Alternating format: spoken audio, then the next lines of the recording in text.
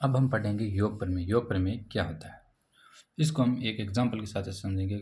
सबसे हमने गुणन प्रमेय तो लगभग समझ लिया कि गुणन प्रमेय क्या होता है, और क्या हम जितने क्वेश्चन करेंगे उससे ज़्यादा समझ में आएगा। ठीक है, एक दो एग्जांपल दे दिए मैंने आपको समझाने के लिए। अब हम योग प्रमेय को समझते हैं कि योग प्रमेय क्या होता है।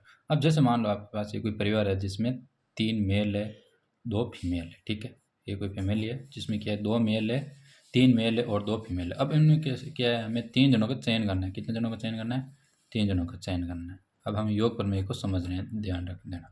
ठीक है, अब 3 जनों का चयन हम किस प्रकार देखो, या तो हम देखो 3 ले लो 0 फीमेल ले लो, या 3 जनों का चयन इस प्रकार कर सकते हैं, या 2 मेल ले लो 1 फीमेल ले लो, या फिर हम क्या कर सकते हैं 1 मेल ले लो 2 फीमेल ले लो। और कोई हमारे पास तरीका है क्या 3 जनों चयन करने का? ये हमारे पास 3 ही तरीके हैं, 3 मेल 0 फीमेल, या फिर 2 मेल 1 फीमेल, या 1 मेल फिर 2 फीमेल। तब हम क्या है योग प्रमेय का काम, जहाँ जहाँ हमारे पास ये आएगा ना वहाँ वहाँ हम योग प्रमेय का काम लगाएंगे। ठीक है, प्रमेय लेंगे। अब जैसे बताओ 3 मेल और 0 फीमेल चयन करने के कितने तरीके बताओ। 3 मेल है हमारे पास, कितने मेल हैं? 3 मेल। इनमें से कितने जनों का चयन करना है? तीनों का चयन करना है, बोले तीनों। अभी हमारा काम कंप्लीट नहीं हुआ है क्योंकि फीमेल का भी चयन करना है। फीमेल कितनी है? 2 फीमेल है। ठीक है, इन कितना चयन करना है? 0 जनों का चयन करना है। अब हमारा काम क्या हो गया?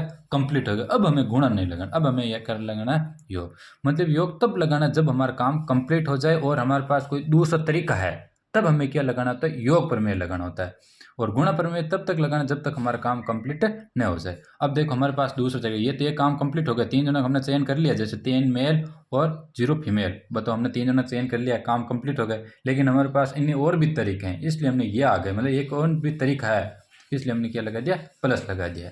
अब जैसे 2 मेल 3 मेल है टोटल, 3 कितने हैं? मेल। इनमें से 2 मेल का चयन करना है, 2 मेल का चयन कर लिया। अब क्या है 3 जनों का चयन करना। अभी हमने 2 जनों का चयन किया है, एक फीमेल का और चयन करना है। फीमेल कुल है कितनी? 2 फीमेल है, और एक का चयन करना है। 2 फीमेल में से एक का चयन करें। अब तो हमारा काम कंप्लीट हो गया ना, कि अभी 2 मेल का और 1 फीमेल, टोटल 3 हो गए। 3 जनों का हमें चयन करना होता है, काम कंप्लीट है, इसलिए हम यहाँ गुणन अब हम लगाएंगे प्लस।